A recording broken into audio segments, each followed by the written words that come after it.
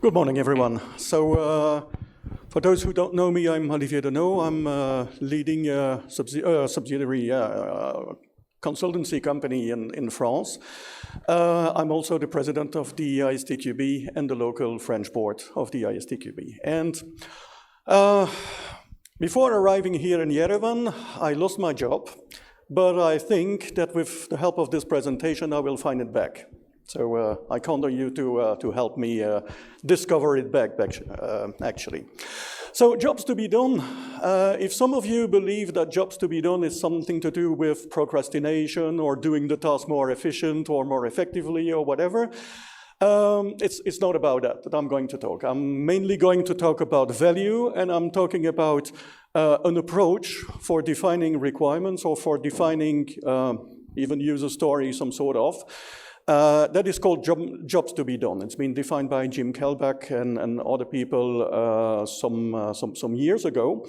And what I found interesting, because this is yet another method to approach requirements, so there's nothing absolutely revolutionary in there, but what I liked in the approach when I read the books was that they were very much focused on value. And value is something that we all take for granted, especially those days where we are more and more agile everywhere around the world. And one of the big gimmick or the big motto of the agility area is we deliver value faster, right? We all heard that. We deliver value faster. And nobody questions that. And I would not question that agile is fast.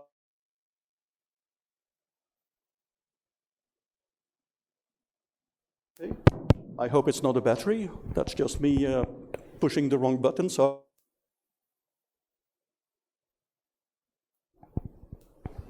Change. Yeah. Okay, so you see, it's live show. So this is the kind of stuff that is happening in the live show. So value, we all believe that value is something that we master. But what is value actually? And is value the same for everyone? Is what you consider to be valuable is valuable to me as well? Well, actually, not really. You know. I was arguing with one of my colleagues about agility, and he used the example, the very classic example of the agile car, you know? So you have the traditional method, V-model, waterfall, whatever, call them, and you start building a car, and after 1 year you have the car that is delivered, and then you realize it's not exactly the type of car that you wanted, and so on and so forth. This is the main criticism. And then he said, well, agility is much better because before you get a car, you get a minimum viable product. That must be a scooter, a bike, a motorbike, or something. And I was just, laughing and said, well, why are you laughing? Well, because, I'm living 200 kilometers away from my office. I need to be sharp dressed because I'm doing some kind of business context.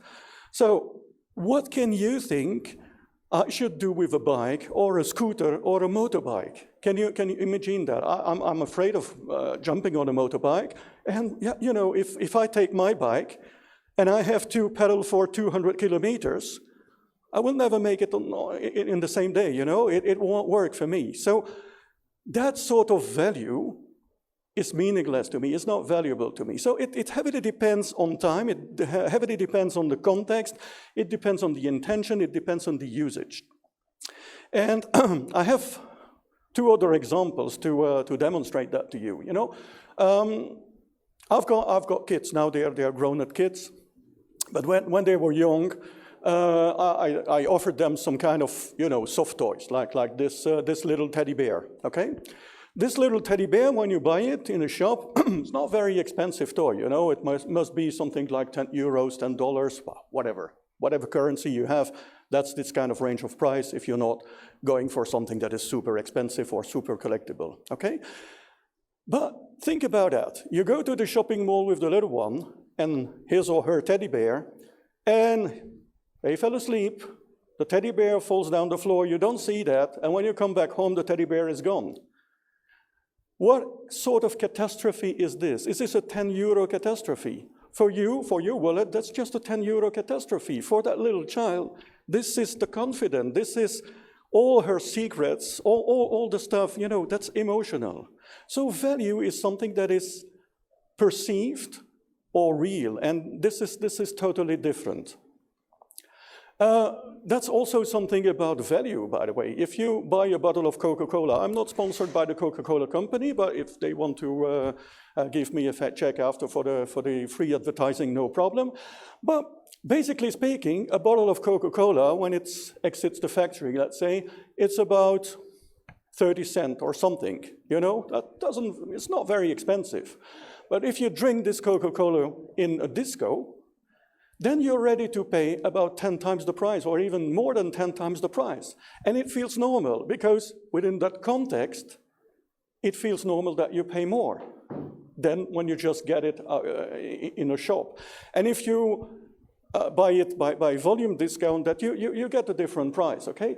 And what is the value of a bottle that you find that is open? Let's say that you just run out this conference room and you find a bottle of Coca-Cola that is open. Would you drink it? Probably not, because somebody probably touched it.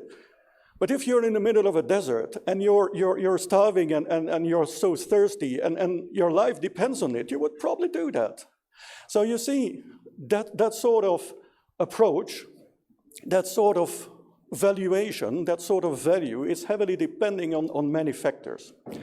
And oh, by the way, 20 years ago, Coca-Cola, unlike many other products, was much more expensive than it is today. They lowered the price because they want you to consume more soda.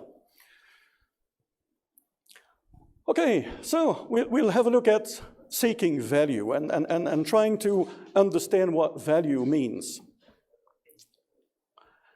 Let's do the job. So the approach, jobs to be done, that's an approach, is defining a job content. And we will come to that job content. To make it very simple, let's consider a job as a task, something that you have to do. This is your job, okay?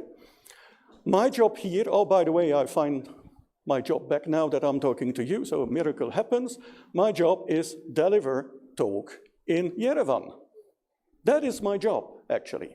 So the job is about who is the job taker, who is doing the task. That's about what is the job, and that's about how the job is being done. Okay, so think in terms of software testing or software or service or product that you sell to your customers. I'm talking about end customers or internal customers, whatever. You have people who are doing stuff with what you deliver. These are the job takers. They do something with your piece of software, with your product, with your service. And this is what is really important, because we are not developing software to use wonderful frameworks and techniques or tools or whatever. We are developing software to help people being more effective and efficient in what they're doing with it. Okay. Here we need to be a little bit careful, because we have job takers. That's the one who are doing the job. But we have different layers that we interface. For instance, we have the buyers. That can be the purchase department that is buying your software, product, or service. And these are different. They have other kind of jobs. They don't care about what is going to be done with your piece of software. Their job is to make sure that the price and the arrangement or the contract is favorable enough, is reasonable, okay? And we have approvers. So it might be that the purchase department is negotiating, I don't know, a big volume discount or something. Then you have your boss, let's say, that is approving, yes, we will use that piece of software, and you are the one who is really going to use that. Okay, so these are different layers, and the jobs are totally different. Okay, and then we have some additional stuff, additional context, like when. Okay, when are you going to do the job? And also, why? What is the need that you're covering? Okay, so that's something that is very basic, something that is very simple. Okay, so people use our products and servicing to do their job. So they don't care about all the rest. Framework, technology, and so on and so forth. The jobs, as they are supposed to be done in the approach, as they are supposed to be described, are timeless, technology agnostic. It means that the same job could have been taken 50 years ago, and that would be exactly the same. Brewing coffee, okay? 50 years ago, people were brewing coffee. Today, people are still brewing coffee. Okay, 50 years ago, that was not the same kind of machine that you have there. You press a button and you see on the screen that the coffee is ready to take. But still, the job is exactly the same. And people don't care, actually, about the machine. They just do care of having a good cup of coffee. If you can help them being more efficient, then you have a deal.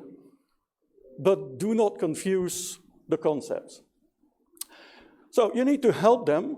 You need to help them being more effective and efficient, better and faster, actually. That can facilitate innovation. It's transverse, and it has a clear beginning and an end. So I'm talking about methodology here, the approach of this methodology. So jobs have a certain grammar, like, you know, you're probably used to writing user stories or these kind of things, BDD and so on and so forth. Well, there is a certain formalism that you need to respect, and yeah, this is no different. So you have here a verb, an object, and some clarification. So that is something that is very, very simple, and that's what I like. It's crystal clear.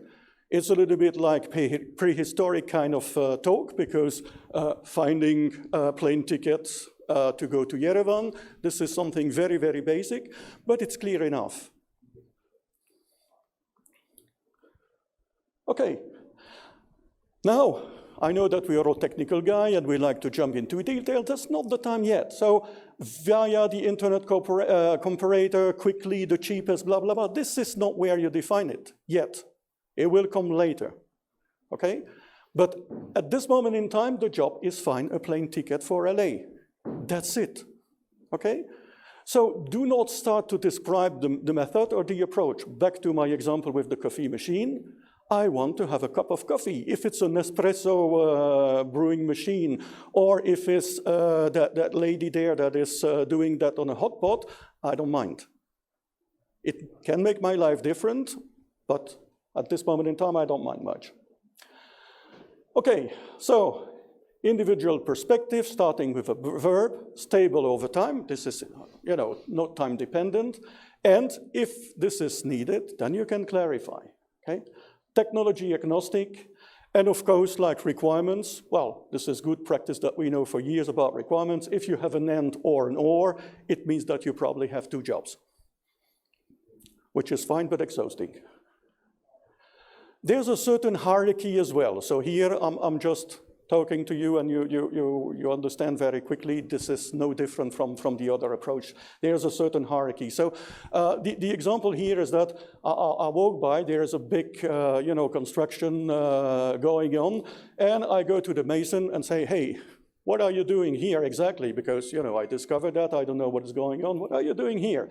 And the guy said, well, I'm just putting bricks there to build a wall.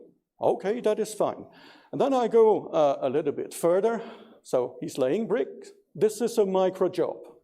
And then I go a little bit further and I talk with a guy who looks not really like a mason, but somebody with a bit more, let's say, overall picture or responsibility, call it the way you want. And the guy says, well, with these bricks and these walls, we are going to build a cloister. Okay, so these walls will just make a cloister. And if you ask another person, let's say the architect, the big job will be the cloister is a part of a cathedral. So we're building something that is bigger. So you see that there are atomic jobs and there are larger jobs, like you have atomic requirements and larger requirements. And all in all, if you come to the end of the day and you just see the archbishop there, they sustain faith. By building this cathedral, they help people who are, having faith to find a place to meet and pray their God. As simple as that. It's just a job, but this job is having also some social and emotional components. Okay? Social components that how the others will see the job, how they see what I'm doing, okay? So if I'm, sparing money, let's say, for my retirement, okay? Other people will see me as somebody who takes care of the future and is, trying to build the future in a fine way and not being, oh, now I'm retired, I have no money anymore, So this is this social approach. And from the emotional approach, I'm reassured because I'm saving money. So I know that I will have money when I'm retired. So this is reassuring me. This is some sort of assurance, I'd say. And of course, there are related jobs. So these jobs can be, so, you know, oh, sorry, this is French. So this is saving money, actually. This is what it says. So all is in control. I'm competent and forward-thinking. And this is part of my pension plan, and I'm managing the expenses. So these are jobs that are related to what I'm doing.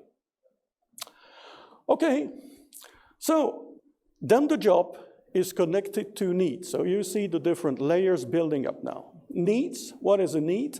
For instance, I want to get promoted. This is my job. I want to have a raise. I want to get promoted. Okay. And the needs are that I want to maximize my promotion. I want to get as much money as I can. Because if I'm promoted, well, I want to get the best of it. And second, I want to reduce time. Why do I want to reduce time? Because I want to be promoted right now. I don't want to be promoted in 2 or 4 years. So this is how it connects. The need, that's the individual requirements to complete the job. For those of you who are a little bit familiar with requirements engineering, like IRAP or design thinking, that's a little bit different. This is where let's say the nuance is happening. So in there, the need is more asking for a solution. Here, this is a requirement to complete the job. So that's a little bit how the methodology differs. Not really fundamental, though. You have a certain direction of change. That's how it is expressed. When the need is expressed, you have a direction of change. So you want more, or you want less, or you want faster, or whatever. Maximize. You have some metrics that are attached. I want to maximize the probability to get promoted or to get an approval of my boss.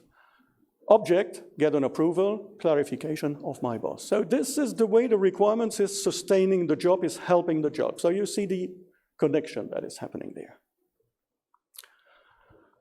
And then maximize probability to get approval of my boss to attend the conference. Well, I'm a happy one because I'm the boss, so nobody has to approve me here. Ain't it fabulous? But of course, there are some circumstances. And the circumstances are there to clarify a little bit. So I want to maximize the probability to go here, but I know that the company policy is to reduce costs because life is hard, or because I already got a training or a conference this year. Well, actually, I had more than one, fortunately. And though this is a prestigious event, so this is the first big event in Yerevan, so I suppose it is prestigious, definitely. And I know SQA days for years, so this is definitely prestigious. So these are the things that are balancing a little bit the job and balancing a little bit the context, right? You're still with me? Good. The biggest mistake we can do, and I'm coming back to value now, the biggest mistake we can do is to confuse jobs, get the wrong job, you know? And when you get the wrong job, it costs you a lot, okay? This is the first example.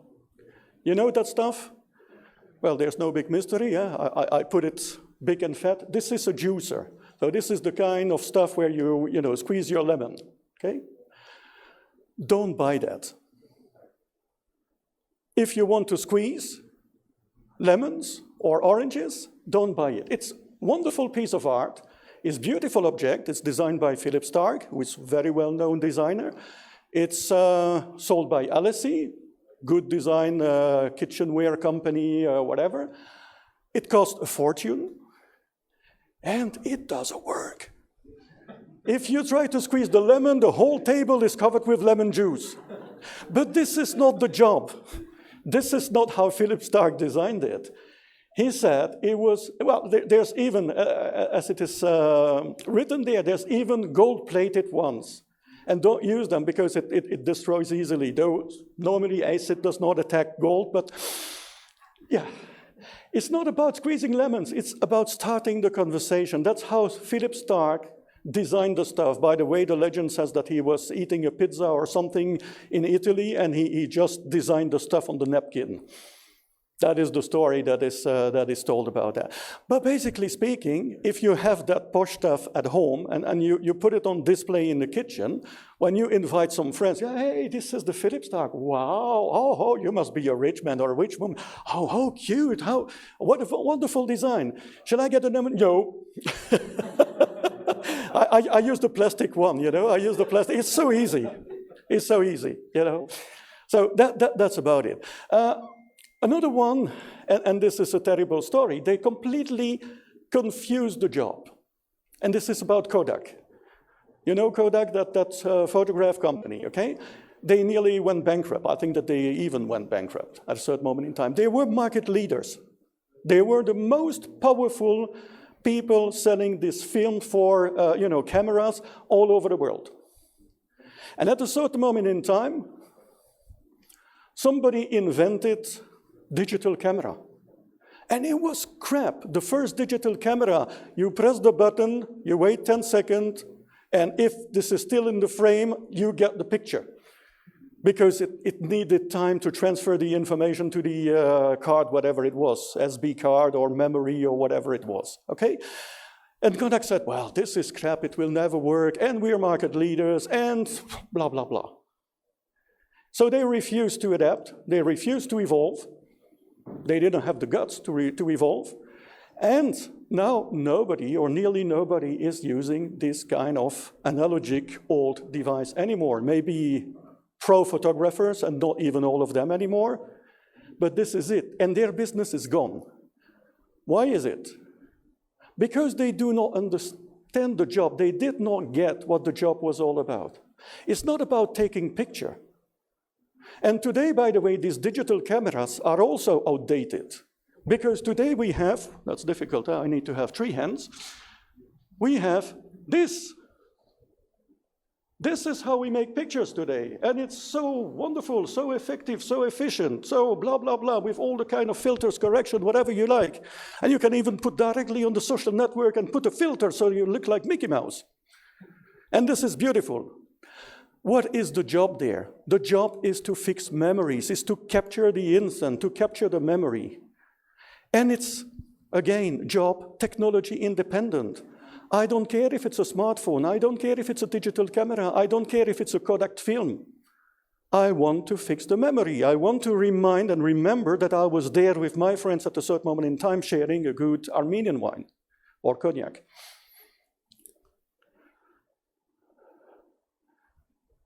Changing, yeah, very quickly. Changing, understanding the job. It means discussing with the real jobbers. And this is something I nearly tell in each and every talk I have, all over the world. If you just check the ones that I did in the past, I'm always saying and hammering the same nail, I'm always saying the same, discuss with the customer, identify the customer, identify the user, and discuss with them. Live my life, come together and just check what is the job that they are doing, what is their task that they are doing. Because if you don't understand that, you are going to develop and design something that is not for them at all. Like my scooter when I need to drive 200 kilometers. The less in between, the less biases. If your PO is representing the customer, but the PO is taking the information from the sales guys, and the sales guy is discussing with 2 customers on the market, and you're in the other end of the chain and you have to develop the piece of software, you have 2, 3, 4 opinions before you get the job. The closer you are with reality and the real use, the better. It is something like usability interviews. Who's familiar with usability interviews? ISTQB designed a syllabus on usability. Have a look. Usability interviews.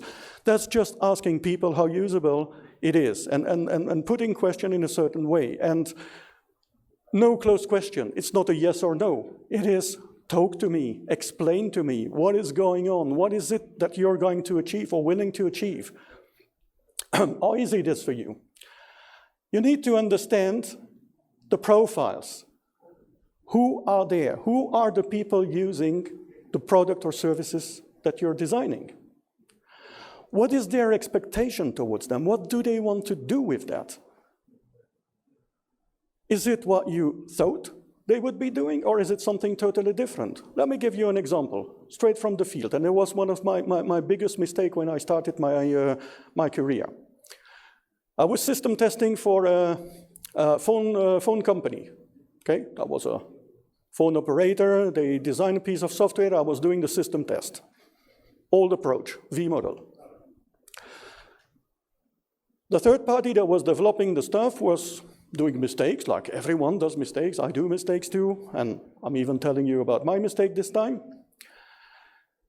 And we found something like 400, 500 bugs in the piece of software. And they fixed most of them. We discussed about, okay, is it ready? How about severity? And blah, blah, blah, blah. Okay, so we did the whole testing process the normal way. And I was so proud after these couple of months where the piece of software was, according to me, ready to ship. Most of the important bugs or the critical bugs have been solved and so on and so forth, ready. And then we go for the acceptance testing with the real users. And what I do is that I ship to the end users, and 10 minutes later, I got a piece of software back. What is that piece of crap? Sorry, we did a very professional job. Everything is documented.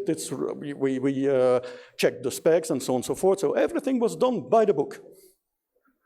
And then the guy said, come with me. And at this moment in time, so I'm talking, more than 20 years ago, where these kind of large screens were not very common because they were costing lots of money. These guys were the help desk, the customer center, and they had these big screens. And on these big screens, they could see each and every bit of the customer profile. So if they're changing their rate plan or tariff or subscribing to a new product or service, whatever, they could see that. And if they changed there, the change was related there and there and there and everywhere on the screen. So they could have the whole experience of their customers live. And my piece of crap, well, I did not design it, but the piece of crap that we deliver was absolutely not able to work multitasking. So I completely broke their, user vision, their customer vision. And that's why they did not want to accept that. It was written nowhere, by the way. So no business analyst, no designer, nobody understood that it was a key element for them. They just forgot to ask. So I did nothing wrong per se because I just, followed the requirements one by one and did the professional job. But I felt like I was a complete fool because I did not even try to go one step further and ask them, okay, is it what you're willing to achieve? So understand the main job, the related jobs, the process, how are they doing it? And sometimes, if you have this usability review, especially when you have, these kind of usability sessions, when you see the user doing something and they are filmed, and you are on the other side of the camera, and then you look on the screen what they are doing. And no, don't do that. This is not how it's supposed to be working. But this is how they do it, This is how they do it. I had a conversation with a friend 2 days ago, and he was telling, well, my partner, that's the kind of person who will edit an image in Word. It is possible to be done, but this is not what it's meant to be. So, understanding the need, understand the circumstances of the job, okay? So again, if there is one message, one key takeaway here, go and check. Okay. Processing value, identifying value and opportunity.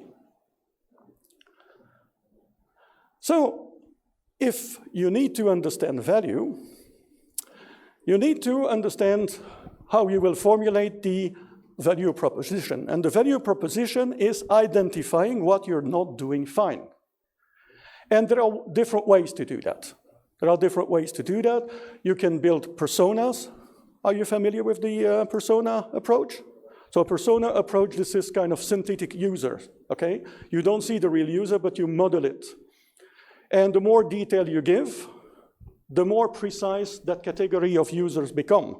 And then you're designing or you're testing against what you believe they would feel or do or whatever.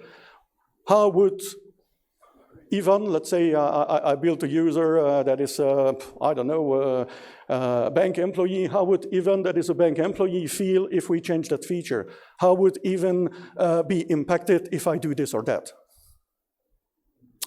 Okay, comparing with competition, this is also something that is pretty interesting, yes. And then defining the value proposal, we'll come to that, okay? How do you get the unmet means, by the way? How do you get what you're not doing really fine? Well, basically speaking, what you do, how you find the opportunities, is asking them how important what you want to assess is for them. How is that functionality important to you to complete your job? And how satisfied are you with the current situation? That is the satisfaction survey that you get for nearly everything. Oh, you've been staying in our hotel. Okay, fine, very good. How did you find the room? Was it clean enough? Would you come back? Would you recommend to your friends? Well, this is exactly what it is.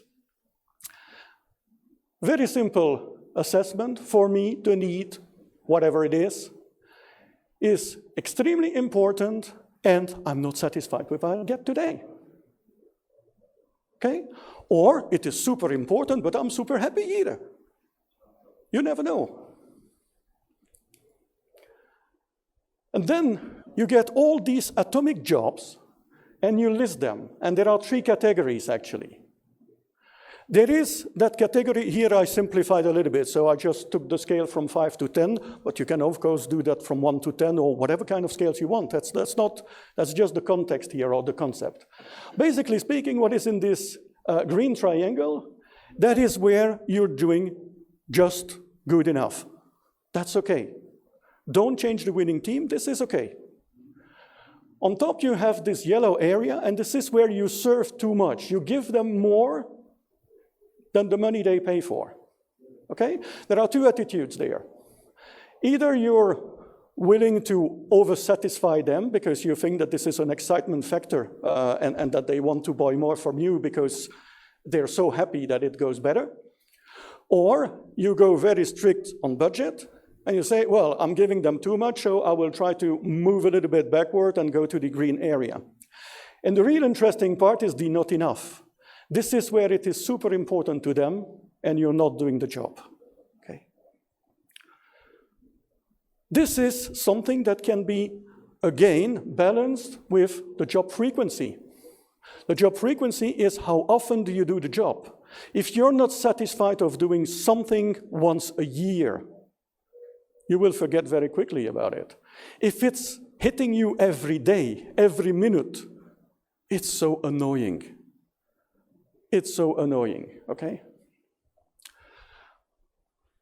Jobs or expectations or requirements, when you overserve, remember that yellow area where you're doing more, this is the excitement factor. This is where they like you more because you give them way more value than what they paid for. But over time, it evolves and it becomes the common feature. So you go back to the basis factor. Everyone has it. So you were different because you were giving that functionality or that feature on top, but now everyone has it because competition analysis, as I said before, they understood. So they compete. Okay, now I'm quickly coming to the components of the value proposal. You have a client, has a job, and yeah, another big takeaway. We are developing to solve others' problems. We are delivering product and services to solve other problems. That's the only thing we're doing. If you're not solving their problem, if you're not relieving their pain, we're useless. What are we doing? We're useless. There's no point, okay? Then you have your proposal. You're the vendor, you have product services, and this is painkillers. It needs to bring gain. And if there is a match, it works. And be sure to ask exactly what we want.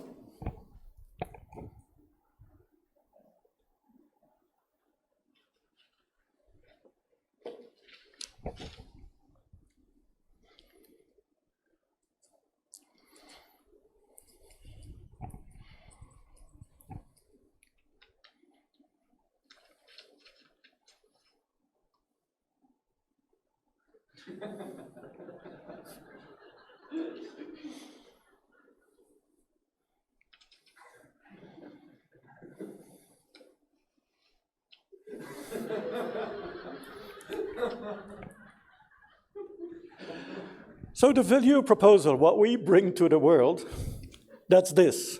For somebody who is a target jobber, somebody who does the job, I'm just on the last slides, no problem, who is frustrated by something, identified pain, you know, he's suffering from something, it's not fast enough, it's not this, it's not that, blah, blah, blah. This is the pain that you need to relieve. Our solution, product or service, offers the capacity to solve their problem, and eventually, if you wish to go a little bit further, unlike what the competition is doing. And you can use that approach, this value proposal, and this is what I did with another group yesterday in the workshop. You can use that for your own product. I'm not talking about what your company delivers as a product or a service, but as I'm talking about what you deliver as a tester, as a QAer, to your different customers. You might be delivering, I don't know, progress report or bug reports or bug definition or whatever. You're doing several jobs and you're addressing different customers and they need to do something with what you deliver to them. How satisfied are they? How good is this? How important is it for them? If I'm the PO, maybe I don't care about the definition, the atomic definition of bugs and how you use that and which tool you use. But I would be interested to know if the product is on time or is good enough to be shipped. So we are addressing different jobs, different customers, and we're delivering different products. So you can, take a little bit some distance and think about what we are delivering every day, to whom we are delivering, and what does it mean exactly to them. Of course, we are testers, and we also need to assess that what we believe will really solve the problem with the means that you bring to them and so on and so forth. We need to assess our solution because it's very easy to say our product will relieve your pain, blah, blah, blah, but we need to make sure that we really understand the job. Because yes, I can make this film package cheaper and better and with higher resolution, but it doesn't solve the problem because I'm using the smartphone today to capture memory of wonderful Armenia.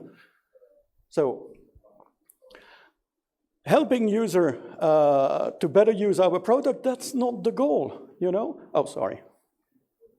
It's not the goal. We want to help them better perform their job with our product, with our service. It's totally different.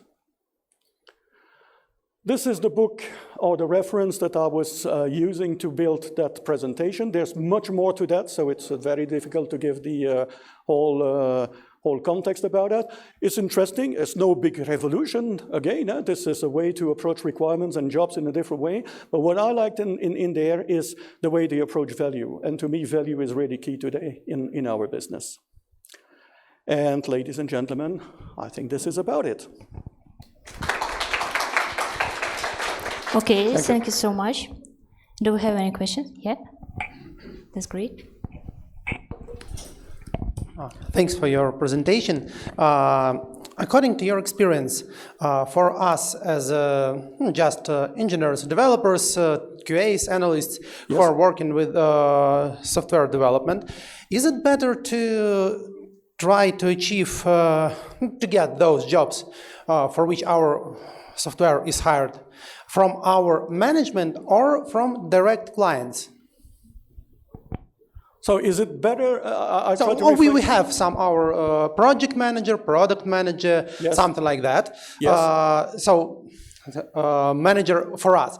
And we have, of course, our clients for whom we're making our software. Okay, I got you. There are different layers. I think that the safest one is to work internal, because these are the ones that are evaluating you, that are giving you a raise or firing you in some cases and so on and so forth.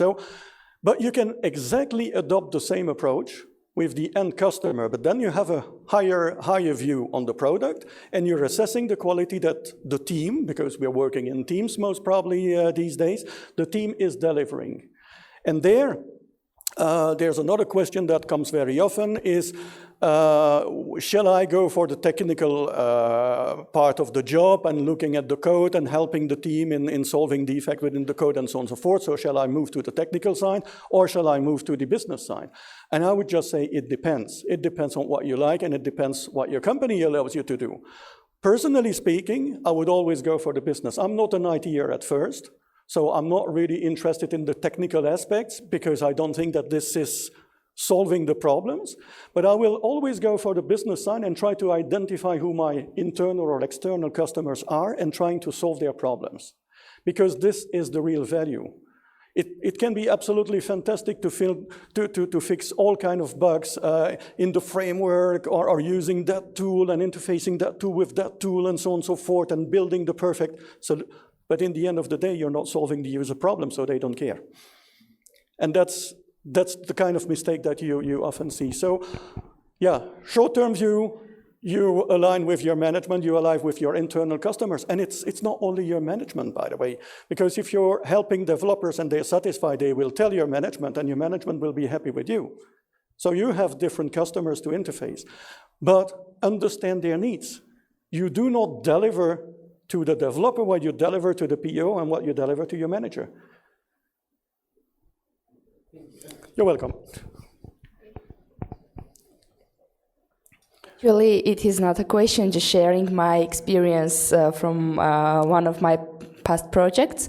I also met such kind of situation like you. I did really a hard job to make functionality working better. Yes. There were calculations, exporting data, and etc. But I didn't pay attention to... If you speak, yeah, okay. I didn't pay attention to the UI, and there was an indentation.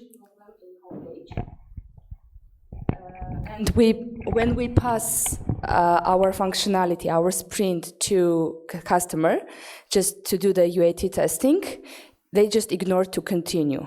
Because the indentation, they don't like how it looks like in the homepage. The text was not correctly displayed. Everything was fine, but the indentation was not correct as the one they expected, and they just rejected doing the UAT, even if all functionality was working fine. And always it is like a lessons learned for me. I don't consider what I prefer, what I do, what is priority for me, but I always look what is priority for client. If it's UI, then I will pay attention to that at first. If it's functionality, then it's functionality. Yes, thanks. Unfortunately, we have no time to questions, and so thank you so much. Yeah, and you can give this one for the best question. Yeah, thanks. And thank you for the presentation. My pleasure.